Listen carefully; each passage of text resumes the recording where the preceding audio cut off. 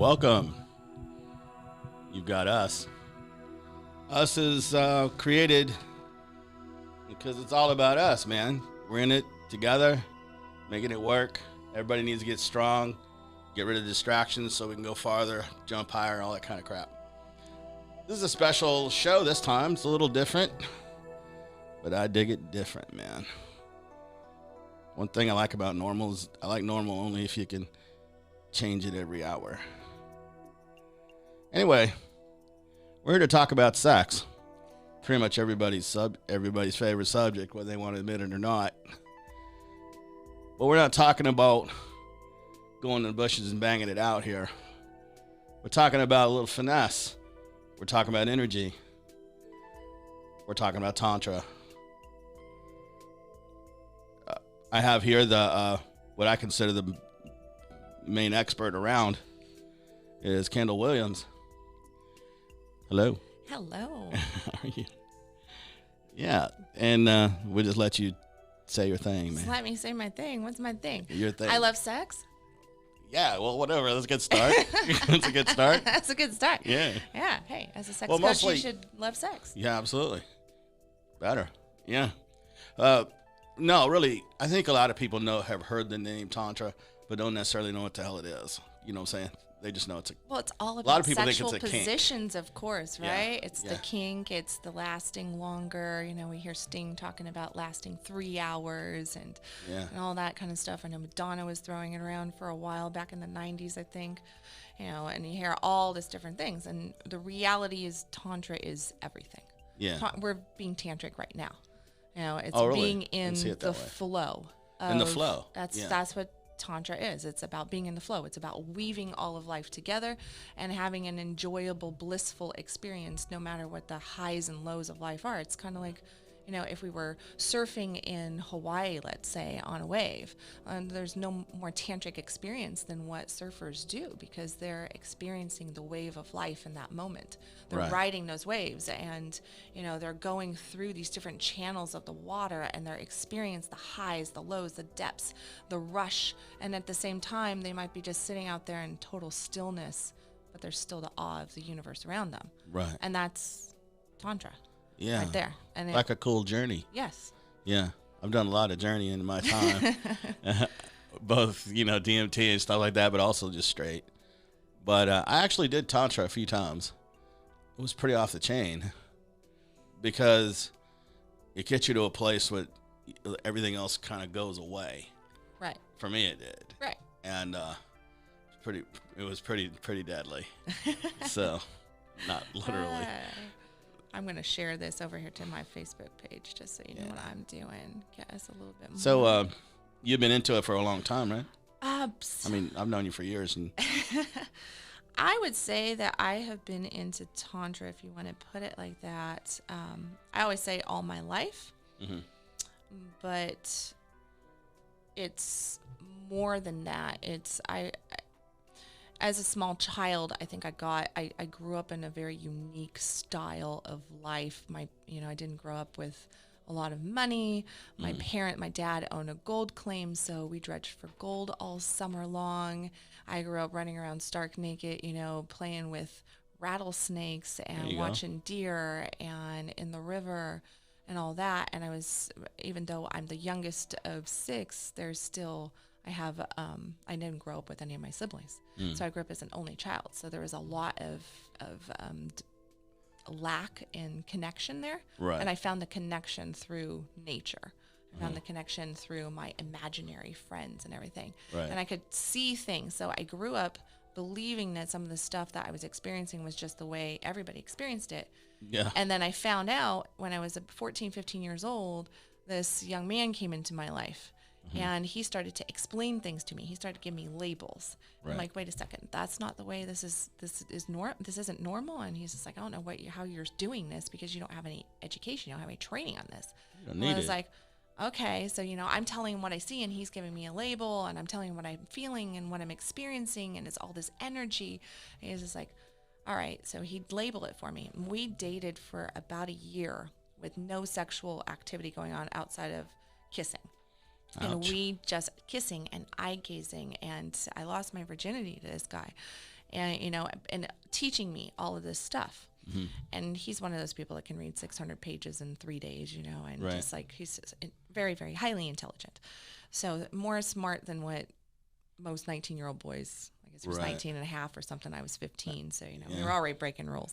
Right. But yeah, and then a year later we finally have sex and I lose my virginity. And, it is the sting experience of 3 hours and depth and connection and full body orgasm and all this beautiful stuff.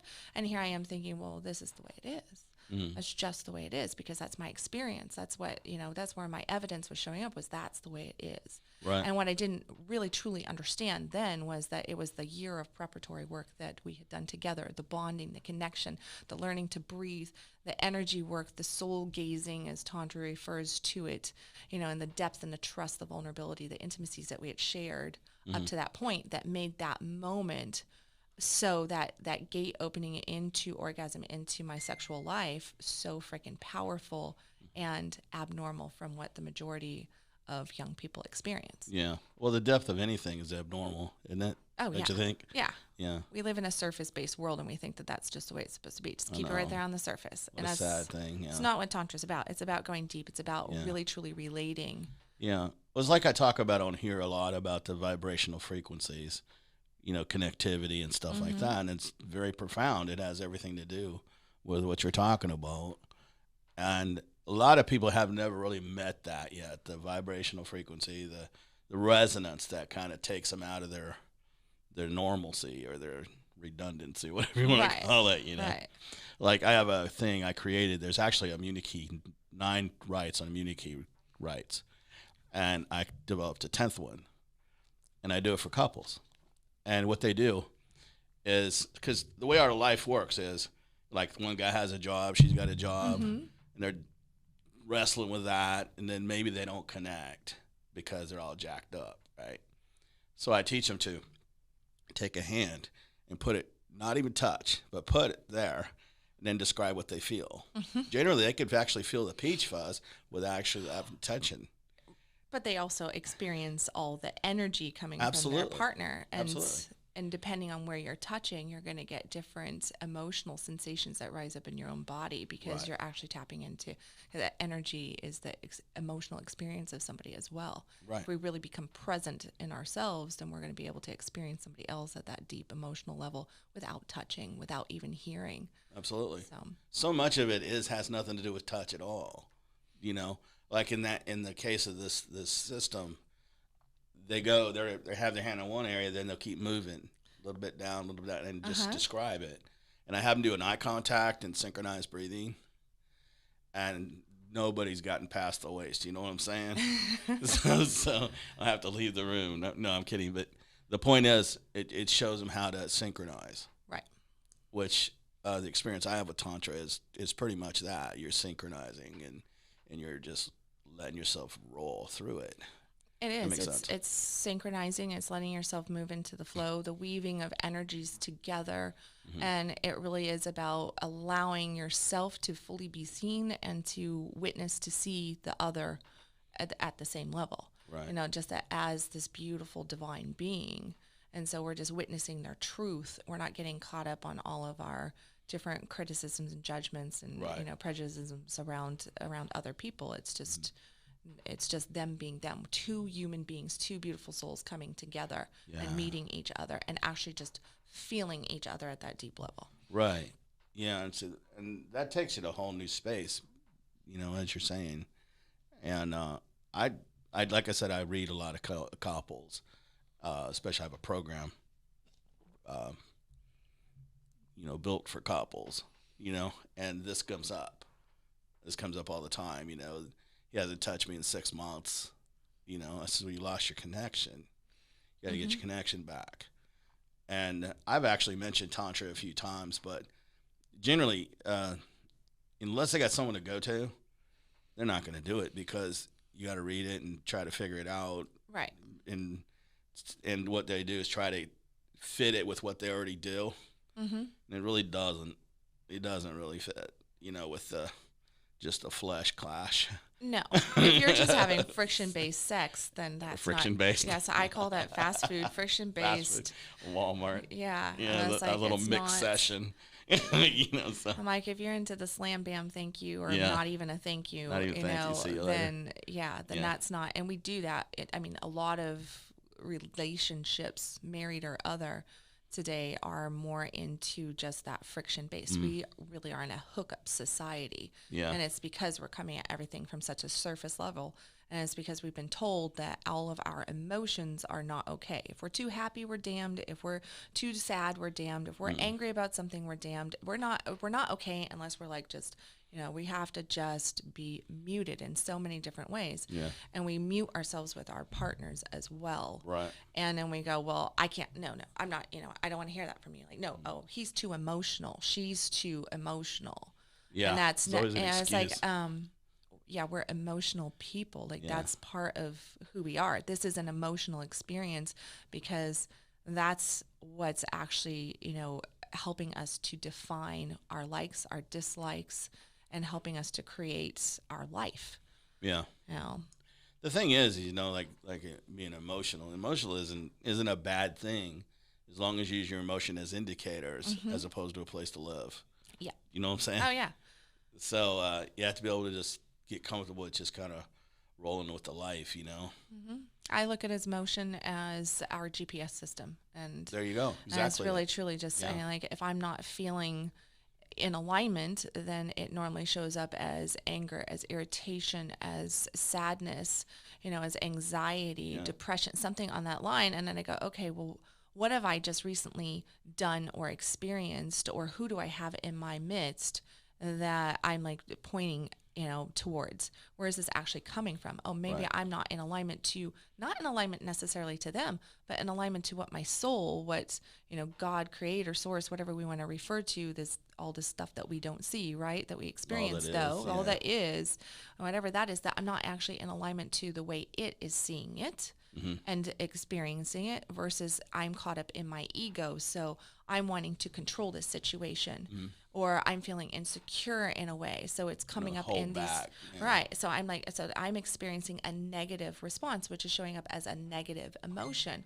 versus, you know, if I'm feeling really turned on, as I like to say, which just means that I'm in the moment, I'm happy, I'm appreciative, I'm seeing the blessings in my world, in my life, then, you know, if I'm experiencing that and I'm really engaged and present in the moment and happy with it, then that means that I'm in alignment with my soul. I'm in alignment with this moment and how it's supposed to be going down, versus trying to wrap my ego and my human desire to control and dictate things, including others. You know, it's just, so I look at it like that. And as long as, I mean, I used to have that life where I was depressed and angry and bitter and resentful and blaming and not taking responsibility, and also kept my mouth shut and buried all my emotions because I didn't want to look crazy. I didn't want to look emotional. I didn't want to look like I didn't have my shit together. And I didn't want to look Right. like any of that. Had all these So parameters. I had these, right. It was all these boxes. Right. And I had to break out of the boxes to stop giving a shit as to what everybody else thought, what their judgments, opinions, and views. If Right. I swayed to the way every other person wants me to sway, I Wouldn't would be able to not live. I would not be able to be happy. And I see a lot of my clients, they come into me and that's exactly what they're doing. They're swaying all the time. Trying to find that normal. Right. that And they're doesn't like, what's exist. normal? What's normal? What's normal? How do I make that person happy? How do I make that happen? What's this acceptable? What's that acceptable? It's like, what makes you happy? Yeah. Like, let's get back to you. This is a moment of like, let's just come back to you. And it's okay to feel however you're feeling right now. Yeah. Well, you know, also from my experiences and what I do is, if you are so worried about, I mean, you should have an idea about it, but if you're so worried about acting a certain way, then it makes your vibration just kind of static. Mm-hmm. Like it'll kind of, to me, that's what it feels like to me, like this. And so the other person feels that. That totally knocks you off your pins there, you know. So you're not really getting the depth that you could get. Yep. You know what I'm saying? Yeah. And so it's really, it's really important to know more about it, because it is absolutely a big part of who we are. And hell, who would you want to let go of it anyway? But anyway, that's just me. Anyway, you know, why would you want to let go of something like that? But Anyway, I lost my damn train of thought. But, there you go. Oh yeah. Well, a lot of times religion will mess it up too. Oh my gosh. Yeah. Like they'll go, well, I can't, I don't do that because I'm a Christian, or I'm a this, or I'm a that. I say, you don't think sex has nothing to do with it, really? Well, no, it's all about spirit. Well, baby, you connect your spirit that way too. Mm-hmm. It doesn't. It doesn't have to be, sage and incense and cross legs. You know what I'm saying? No. And but we get caught in that. A lot of people get caught in that. They get caught in what they're told, instead of feeling their way through it. Yeah. We're told to deny the flesh, to ignore it, and that it's shameful to have, desires and to want for, and a lot of the issues that women have had throughout the course of time. We can roll back the clock to the turn of the century when all the hysteria was flying around, and actually vibrators became a thing because they discovered that, hey, if a woman has an orgasm, she's not as crazy. Go figure, but then it wasn't until the 90s that study was actually done on the clitoris. Mm-hmm. Interestingly enough, that we have less time studying the clitoris than the internet has been around. That's not. Wow. That's one of those little crazy sexual facts of science out there, but it is. It's like, so we figured that out, that back in the turn of the century, that if women got an orgasm, that they weren't as crazy. They were better mothers, better, calmer, and they were more loving. All this kind of stuff was going on, also making their men happier too, because now they were more turned on and willing to do it. They were more engaged instead of just going, okay, just let's get this over with because sex is for you. And my mom told me that, just lay down, honey, spread your legs and think about something else. It'll be over soon. Wow. I have heard that from so many people. Yeah, nobody told me that. So many people. I've met women, a lot of women that felt that way. Right. They didn't feel that way. And it's they just needed like, to pretend they felt like that. Right. So they had to go into that, and then we have all these sexual dysfunctions coming up. Especially both sexes get it, but the feminine definitely has a lot of sexual dysfunctions coming up with like prolapse and Well, in that way, but also in the way of individuality. Mm-hmm. I mean, they're taught. Women have been always, even when I was a kid, taught when they got with a guy they had to like melt into him. Right.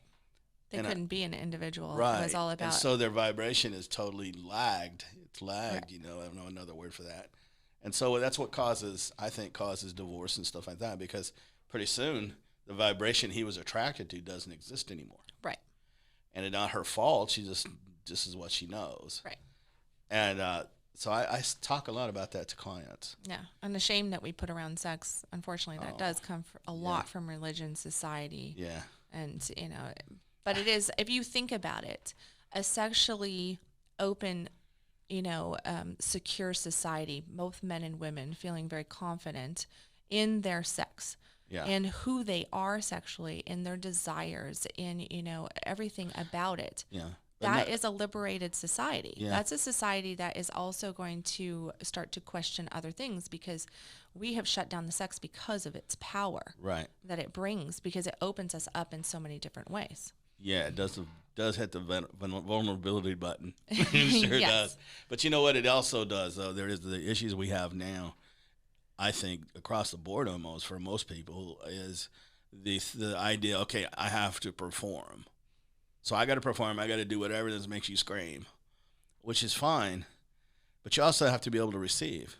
Well, the other side's screaming so that they're giving a good performance and not really being true about what's going on. So they're not speaking. They're faking it. Yeah. When both sides are performing and they're not really actually reading each other, connecting. Yeah. They're not. They're just doing friction. And as I tell people, I'm like, if you're just into friction-based sex, like you're going to get more pleasure from washing your hands or something, or doing the dishes, because you're actually going to be connecting to the dish more than what you are to your partner right now, because you're so busy going, oh, what does my face look like? How loud am I? Did I scratch him good enough? Did I do this? Did I do that? And he's going, did I drive it home hard enough? Did I hit that spot?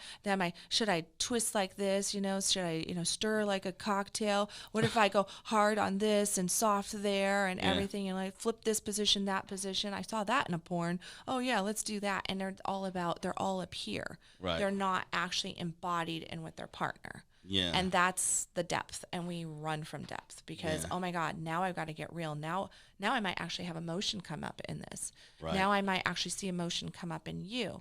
Now I might realize that I'm actually stroking you the wrong way, or I'm laying here and being, a pillow princess in this moment and not doing anything. I've never heard that. Pillow princess. Yeah. But you know what I'm talking it. about. I like it. I like the term. Yeah.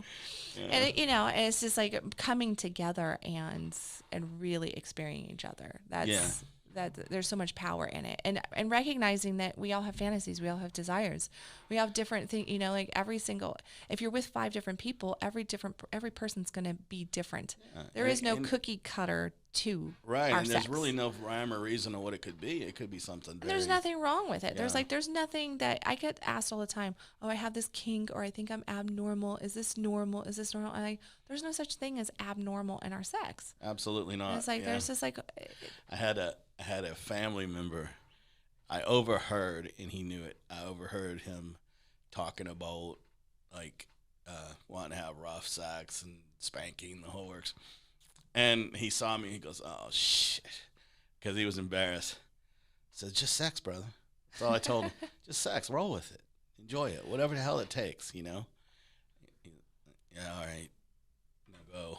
You want me to go away? It was funny, but and it's always been my attitude on it. It's like, just if this is where you roll. See what you get. Yep. So. But anyway, I mean, it's kind of like when you do this I guess you'd say it was a therapy when you teach people how to do that, or is that a right? lot of the work that I do, I mean, everybody goes, Therapeutic. what the heck is, sex coaching? Do you sleep with your clients? No, I do not sleep with my clients. Yeah. I have my partner. I'm happy with my partner. Right. I have my own private life. I do not sleep with my clients. Mm-hmm. There's not, there's not even, there's no form of sex going on. At any level. Now, what I do with my clients is a version of talk therapy. There's a lot of talk therapy on the front side of stuff.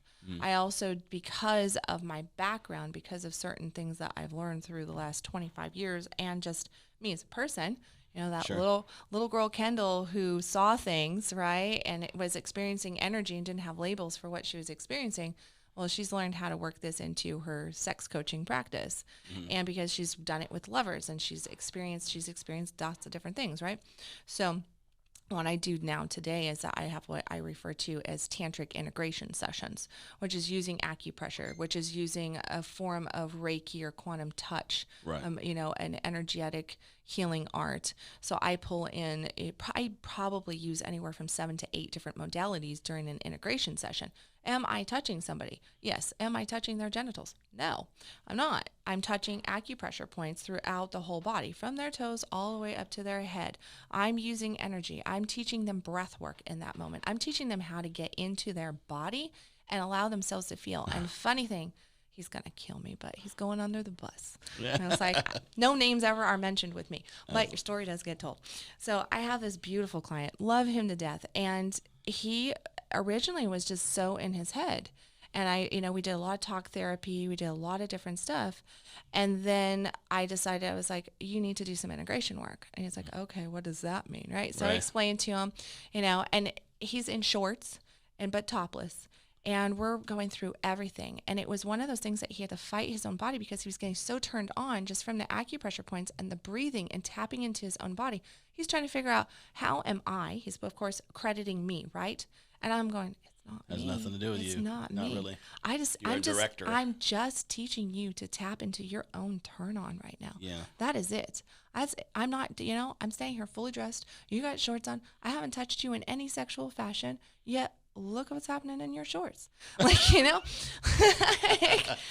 he's feeling shame around it. Underwear is getting tight. He's feeling shame around what's occurring and trying to control that, which then brings him back into his head and takes him out of that that beautiful energy space.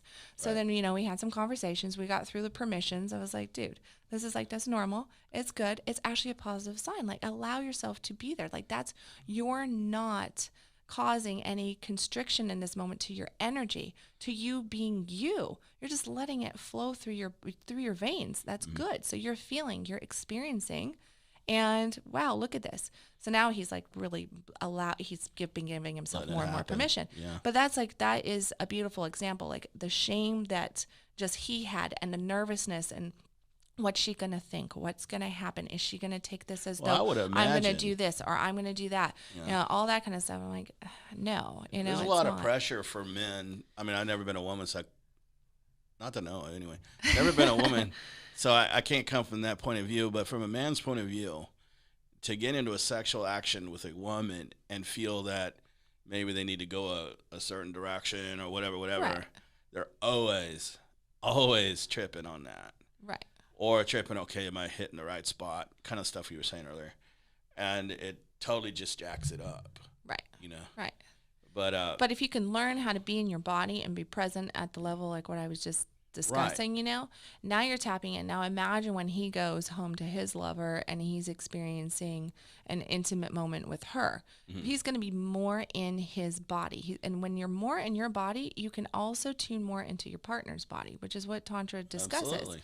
It's You like, don't have to be in the same room. no, it is this is Right. a beautiful energy engagement between the two where you're actually connecting the circuits between the two people, you could say. And now you're weaving that together. So you're experiencing each other because it's not just the physical. Right. You know, I've had sex with guys of all different sizes and all different like, you know, oh, I'm the best this and I'm the best that, whatever.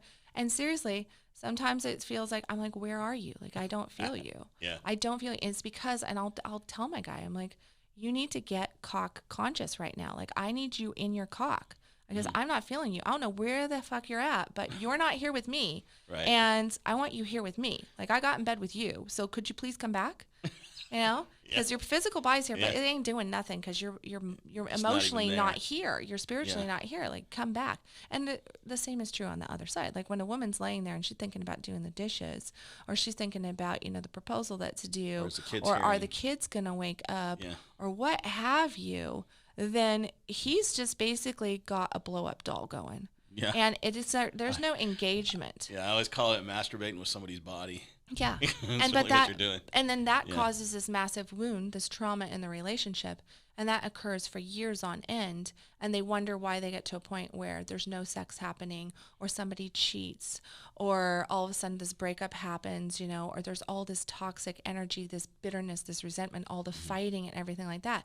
And it's because the wound of not being present in the intimate moments, because that also transfers out. Like we are a mirror image in all aspects of our life. Right. If we're not present in our sex, then we're not present someplace else in our life as well, guaranteed. Pretty general. Which is pretty Yeah. general. Like we're not present actually in other spaces in that relationship. No. We're not present really at work. We're not present in our bodies. And what are we doing? We're masking left and right. We're watching TV shows. We're sitting on our phones, and somebody's Facebook status is more important than the relationship right in front of me. Right. Right. And getting caught up on whatever, you know, is going on. We go into those worlds, but that's all a mask for avoiding what's going on in here. Sure. Well, you know, that kind of thinking, the thinking of not being in your present, in your body, or in your center, or whatever, that's a big topic among, like, I mean, beyond sex even, or us, also with the other parts of life, how you interact with other people, stuff like this. A motivational speaker that I listen to is Zig Ziglar, if you've probably heard Yeah. of Oh, him. yeah. He was the Yeah. best. Yeah.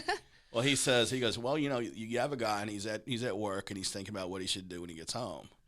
Then he's at home and he's thinking about what he has to do to go to work. Yeah. He says, that's why you don't get nothing done. You're always traveling. Right. Do you see? And it's true. There's so much of us, so many of us, and it is, we're never in the center. We're never where we are, Right. you know? Oh, yeah. And a lot of times you would think like sex would bring you who you are, but it doesn't. No, you got to be there first, you know? A lot of the sex that we have today is basically we're just using our partners as like a Prozac pill. That's all we're doing. Yeah. It's just like I'm Yeah. just trying to take the edge off of my stress, You or know- I need to go to sleep. So Right. this is a great way to induce those awesome sleep hormones. So then, you know, I get that drop down going, and then I'm out. There you go. But it's not about the connection. It's not about the love. It's not even about the pleasure. Yeah, just doing it. Yep. so you can say you did Yeah. or Just whatever. it's not even to say that you did. It's literally just to take the edge off. I have coached so many different guys that have come to me and say, "Yeah, I masturbate 6, 7 times a day." You know, like every time something happens at work and I get into a stressful situation, I got to take myself to the car to the Stress bathroom, relief, and I'm just like, a couple minutes later, like. I feel better. Now I can go back to work. Now I can get another hour and a half in before I got to go do this again. Yeah. And it's just like, wow, you are completely numbing yourself out to your sex, to everything, and you're now training your body to accept this limited amount of pleasure. And sex has now become, like going and smoking a cigarette. Like a lot of people go smoke a cigarette to reduce their stress.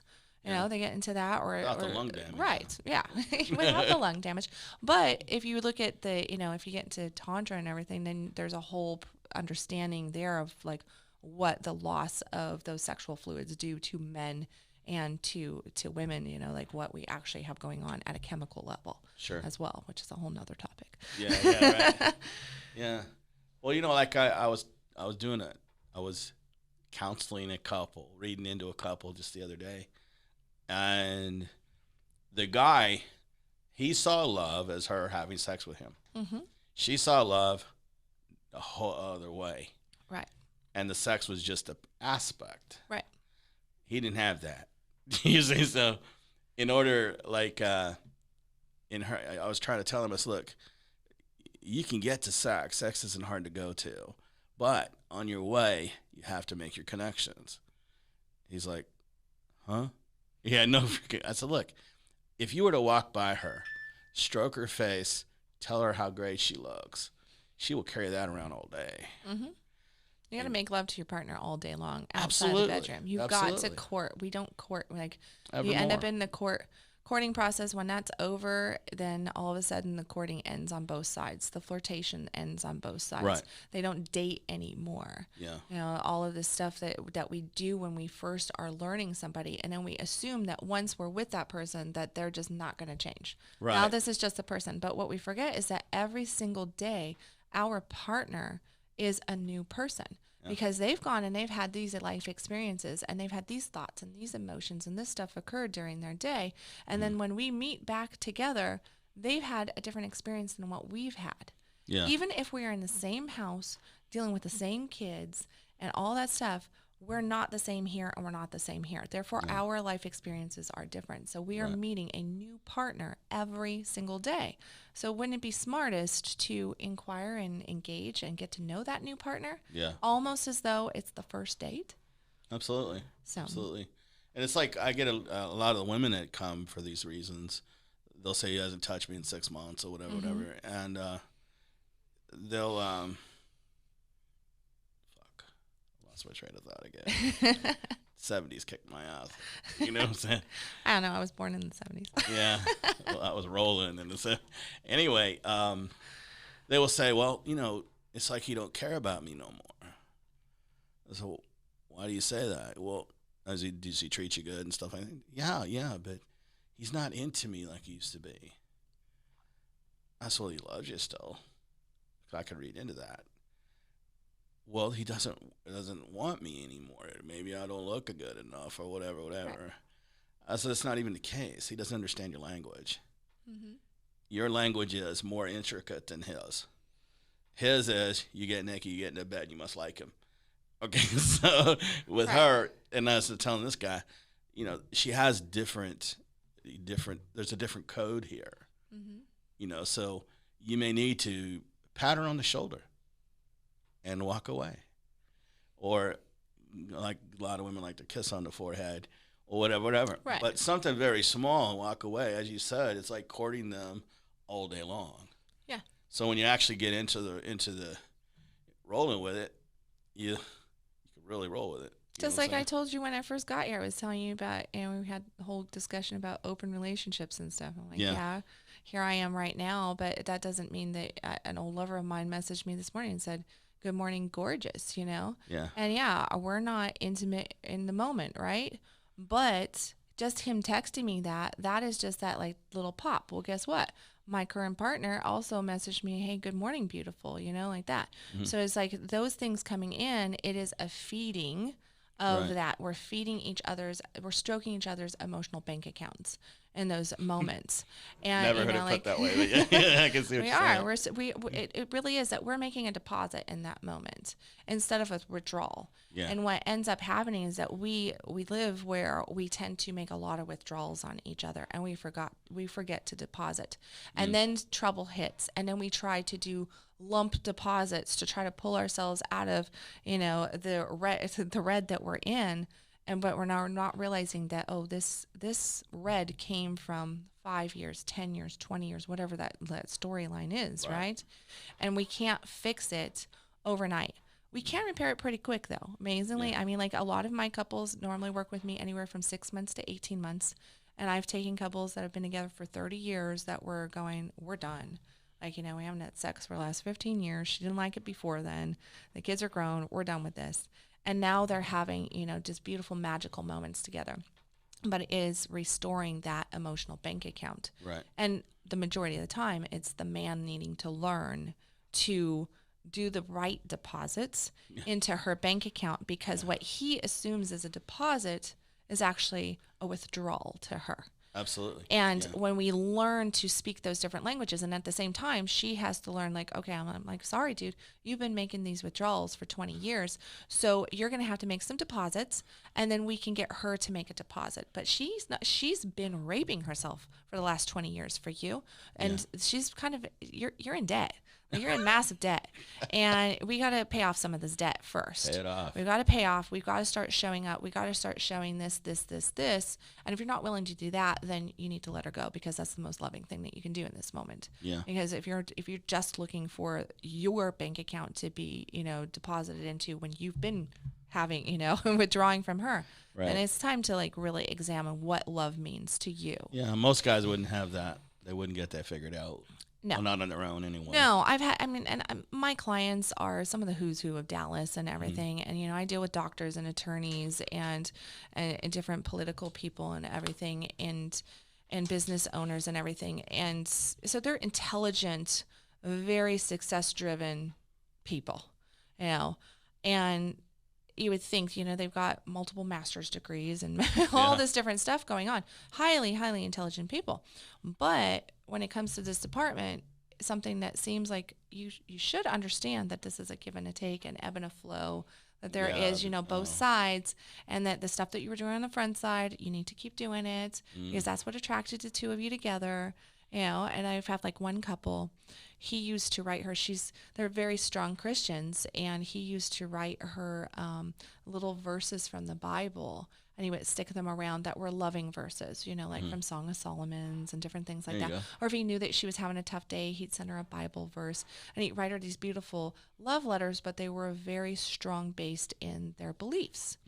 And that's why she married him, because she thought that she had this guy that was just, like, totally in alignment to where she was. Right. And she just wanted to make a happy house and home and be the awesome good wife and raise kids and support him.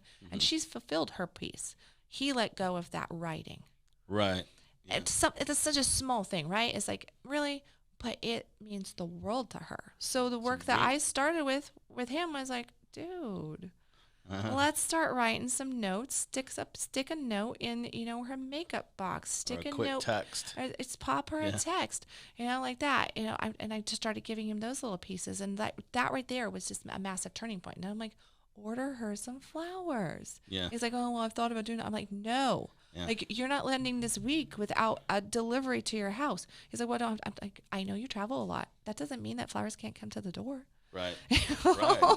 Yeah. I'm like, dude, just do this right here, and then she's messaging me, oh my God, I got flowers today. I found these cute little notes around, he came up behind me when he got home, and he gave me a kiss on the neck, and he told me how beautiful I was, and he didn't push me for sex that first night.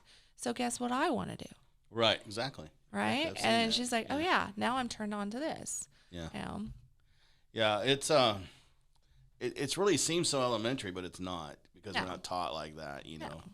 Like, my dad was a gorilla, so he was about consuming, Right. But those days, women were taught that's what it was. Right. You know what I'm saying? Right. It ain't like that anymore. No. But that's good.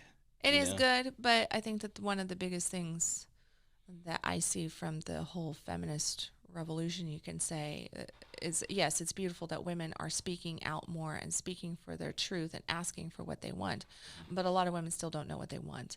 Right. And they are now, they flipped it and they're now demasculating men at different levels. So now we have this whole quandary going on where we have a world of women that are acting like men and men that have pretty much lost their balls and are, their man cards.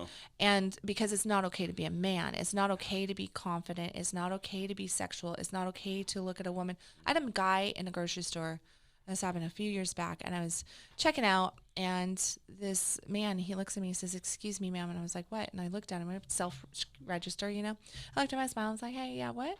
He's like, "Can I ask you a question?" And I was like, "Yeah." He's like, is it okay for me to give you a compliment? Yeah. And I looked at him, I was like, "Of course it is. Why wouldn't it be okay for you to give me a compliment?" He's like, "Oh, I've given a couple of women compliments and they, they jumped down my throat. They told me that I was a pervert. They told And I was like, "Oh my God, no, no, please." A lot of times, as you're saying, a lot of times women will see any type of compliment or any type of just if a man looks a woman in the eyes and smiles, a lot of women take the defense to it. See, I have a problem with that personally. Because there's times that women will come to, I see a lot of women in my work. Anyway, and sometimes, man, oh my God, looks like they were made by Tiffany, right? Mm-hmm. Really beautiful women. And before I even get started, I go, "Man, you're gorgeous." And then I can get going. Right. Because I get past the distraction. Right. And I always go, I hope you don't mind my saying so, because I'm going to be respectful. But then it gets it out of my head so I can roll. Mm-hmm. And generally, they're pretty cool with it. I haven't had any problem other than one woman went home and told her husband that I did that. Yeah, he wasn't happy. He wasn't happy at all. So he got me a phone call. Anyway. Which is an whole nother topic, right? It's like jealousy. That's like you want to cause some big turbulence in your relationship, become jealous of your partner. Yeah.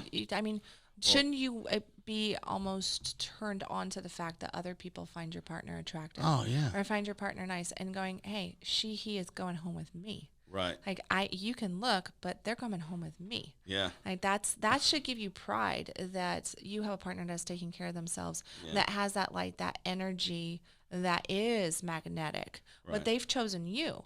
So there should not be an insecurity about it. But jealousy only shows your own fucking insecurity. Well, it shows you intuitively know you're not doing what you're supposed to be doing in the first place. Yeah. What it's saying basically is, if I was you, I'd leave me too.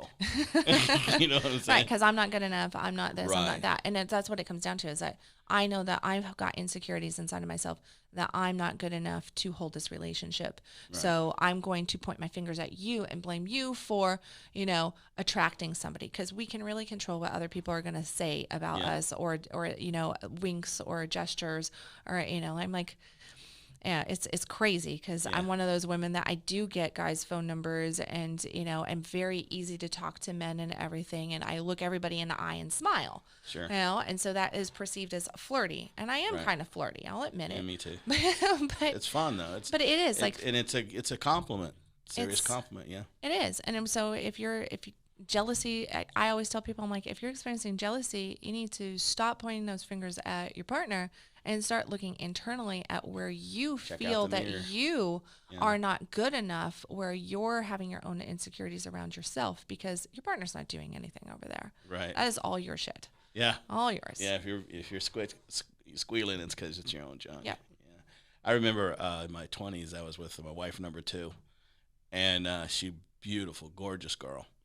And she was wearing, remember the Daisy Dukes things women used to wear, and the halter tops? Mm-hmm. She was deadly. Anyway, long blonde hair. Anyway, this guy walks out of the convenience store as she was walking to the car, and he was staring at her hardcore. He ran into the ice machine, and she was like, and I didn't get jealous. So she's like, "What the hell's wrong with you? How come you ain't jealous? Doesn't that bother you that he was staring at me like that?" And I was a bit of a knuckle dragger back then.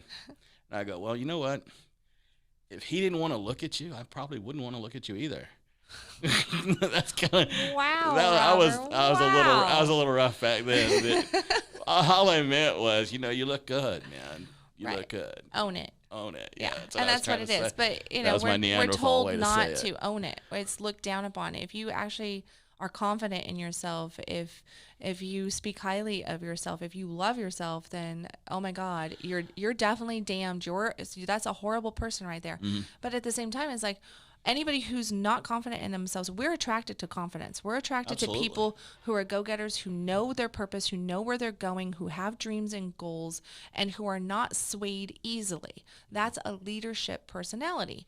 And that leadership personality is also going to rock other people's boats, right? So it's going to cause some turbulence out there. You can't be a peach to everybody, or I guess a taco if I was going to the taco place, but you can't be a taco to everybody. Tacos are cool. I love tacos. Who doesn't love tacos? Yeah, right? absolutely. Give me a taco. No puns intended. None at all. Maybe. None at all. Yes. But it's like that's what we're attracted to. But then we also damn that. Yeah. Because it's like, no, if you actually are confident, then that means that you're selfish, you're self-centered, you don't have empathy or compassion, you don't care about anybody else. It's just you. Yeah. And that's not true at all. A confident person, just because you love yourself, actually means the truth of the reality is that if you love yourself, you have more strength in who you are. You're less swayed. You have a bigger heart, and you're more tolerable to others. There's less judgment, less criticism, because you're just meeting everybody with the same love that you feel for yourself. Right. Yeah, well, like they say, you can't, unless you love yourself, you can't really love anybody else because there's always going to be something lacking. There's always going to be a control factor there of how can I control this situation? Yeah. And there's going to be certain expectations and demands on the relationship. Well, excessive confidence definitely is a draw to almost everybody. Well, I would say everybody. Even a controlling type will still be attracted to a woman or a man that has got a lot of confidence. Mm-hmm. Now, if they're a controlling type, a lot of times I want to crush that down a little bit. But originally, that's what they're attracted to. Right. And that's what I tell people when I put them through these coaching things. It's like, look, you want to have eye contact. You want to say stuff direct. Right. Okay. Even if you're mad, you don't allow it to happen. What you do is you take some breaths and you ask a question, a direct question, because that shows strength and confidence. And it doesn't show, give me something. Right. Do you understand? And anyway, so that's kind of how that works, yeah. Confidence is important. Just like we all know this guy that likes to say me a whole lot, mm-hmm. A lot of people really dog him for that, and I don't. Because he's in a position to where, half the freaking population wants to kick his ass mm-hmm. or hates him for who knows what. And isn't that the numbers? yeah. Well, and then it's like, well, if you got all that bullshit on you, you better think you're good. Otherwise, they will crush you. Yeah. He's built his whole world by speaking it into play prior to actually occurring. Absolutely. And with that confidence. Yeah. Well, I saw him in a town hall, and I don't want to go political. I'm not even going to say the guy's name, but I don't think I have to. I saw him at a town hall, and this woman says, well, what's your advice on how to have an ordinary person achieve the success that you have?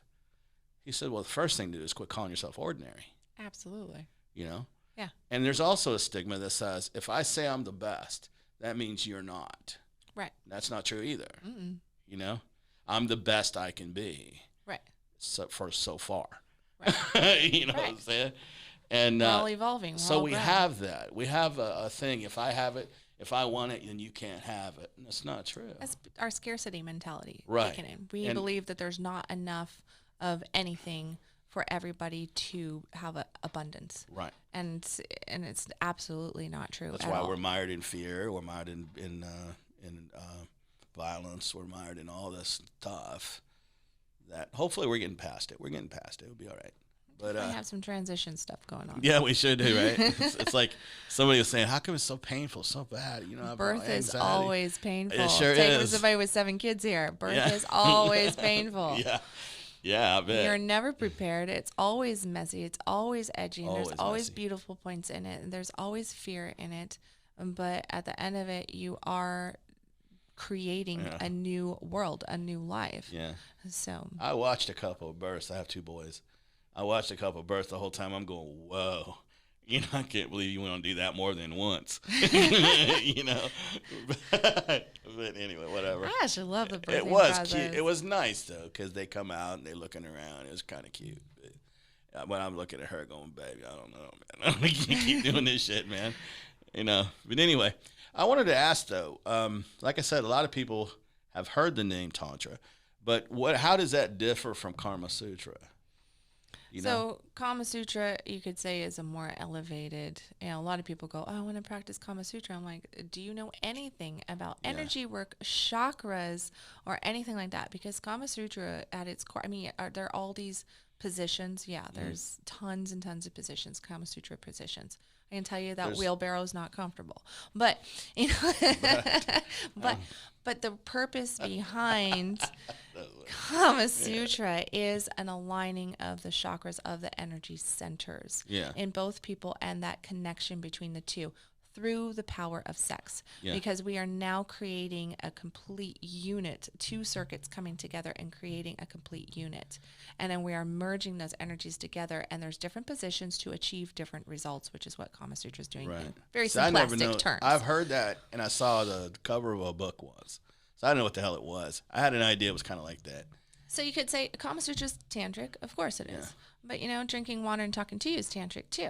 Yeah. So, what would be the definition of tantric then? So tantric is just weaving all of life together and really experiencing the bliss of everything. But when you think of like all of our life is together, I always refer to apple pies. Maybe it's because I'm been in Texas for 10 years. I don't know. Yeah. But, you know, I'm like, who doesn't love American apple pie, right? So I think apple pie, I'm like, what Tantra is it's about that life is the whole pie. It's not just this piece of pie or this piece of pie. You know, you don't make an apple pie with just apples. There's a lot of other ingredients that go to it. If we forget the vanilla in the apple pie, then our apple pie is, it's going to be off. If we forget the cinnamon, it's going to be off. If we don't make the crust, you know, with enough butter, then it's going to be off. If we use, you know, this apple versus this apple is going to be up. And everybody's apple pie is a little bit different, obviously, right? But what we tend to do is we take these segments of our life, right? So we have our work, we have our sex, we have our children, we have our partner, we have our friends, we have our health, we have travel, we have money, all of this stuff, right? And what we do is we separate it out into these safe little containers. And what we try to do with our apple pie is create a filing system.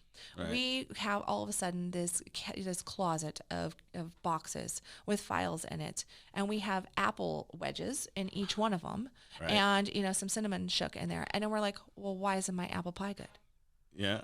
Well, because you just separated it out. And what Tantra teaches is that everything is woven together. There is no way that you are going to have ultimate happiness, success, bliss, feeling of abundance if you say, my sex doesn't matter. All that matters is my work life and my family life. Well, your sex is the juices of the apples that make that apple pie work over here too. You know, with a dry pie, man. Yeah. It sucks. Yeah. Well, I have this technique that I wasn't going to put it on here, right? But there's a technique that absolutely works. And I'm thinking this is like Kama Sutra, okay? Like I said, I never even wrote a book on it. I read a book on none of this. But anyway, I would say to the person, I'd say, okay, we're now deep breathe. And we synchronize breath. Right. And I said, now, I want you to imagine that I'm putting my hand on the left side of your cheek. Okay. I said, I want you to imagine the heat. I want you to imagine the pressure. I want you to imagine that I'm connecting to you, your body right now. And now I'm going to move. Tell me where I move. And they can absolutely tell you where you move. One woman actually thought she saw me out the corner of her eye. Is that a trip or what?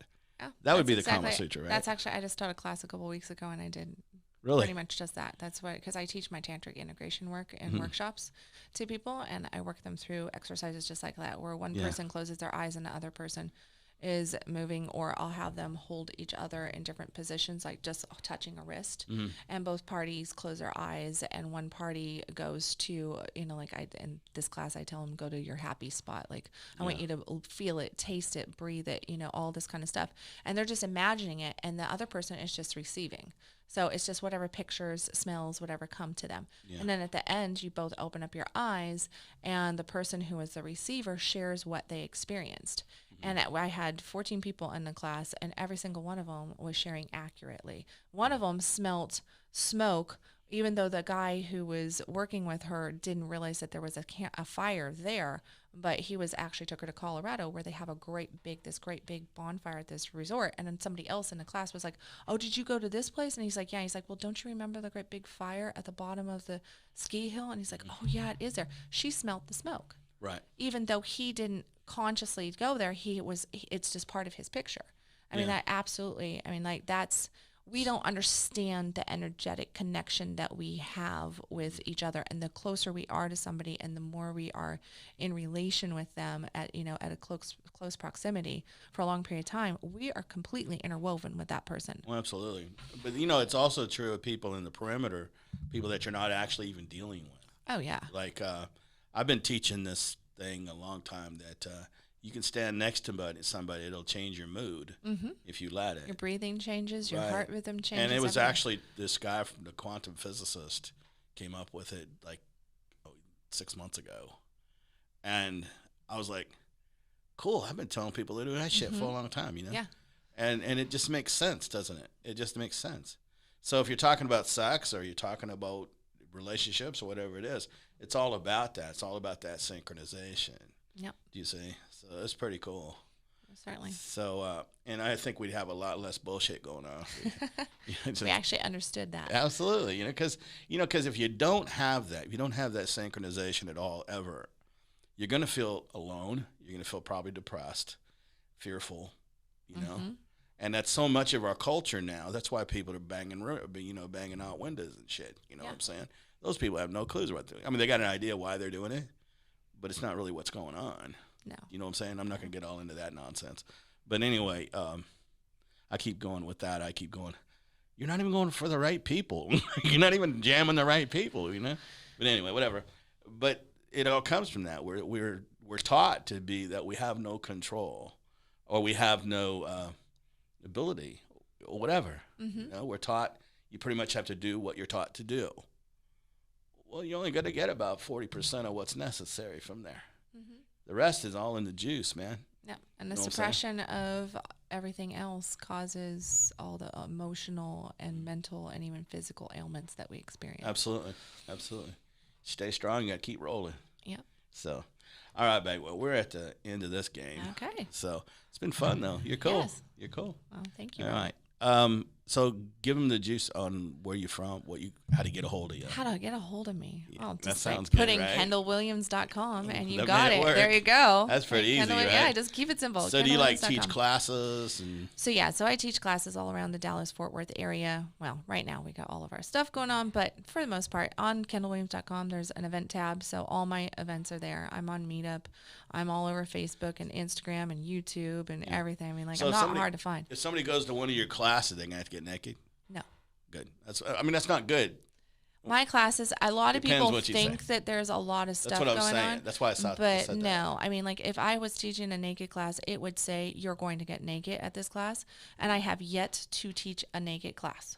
Yeah, a lot of people run from that. In over one. a decade of teaching, I have yet to host an orgy or to teach a naked class. So it's just like, or to force anybody to do any sexual contact, because guess what? My classes typically are not about sexual contact. They're about education. They're about energy. And if you're with your partner, you're with your partner. So yeah. And one-on-one. That's why I brought it up. Is 'cause, Yeah. a lot of people would think that. Yeah, there's that stigma out there, like, oh, what does sex coach, sex therapy mean, right? Yeah, no, we're hardcore safe space, boundaries, everything. It is education focused. I have had people get mad at me because it was education focused and they didn't get turned on enough. Right. Yeah. Like, really? Well, did you not see for educational purposes? Yeah. Go practice, brother. Go practice, like, yeah. Yeah. All right, man. We're at the end of this, and welcome, Kent. Oh, I'm tripping. Kendall. Really, it's been I think it's been good. Anyway, I'm Robert Crusoe, as you probably already know. You can get me at 469-546-8017 or go to my website, robertcrusoeonline.com. I do, intuitive readings, which would be psychic to some people. And I do other stuff too. We can talk later. But I do the Munich rights, that kind of thing. Anyway, the next well, I guess we're done here. So anyway, remember to always be a person of action that inspires others instead of a reactive person that inspires no one. Have a good day.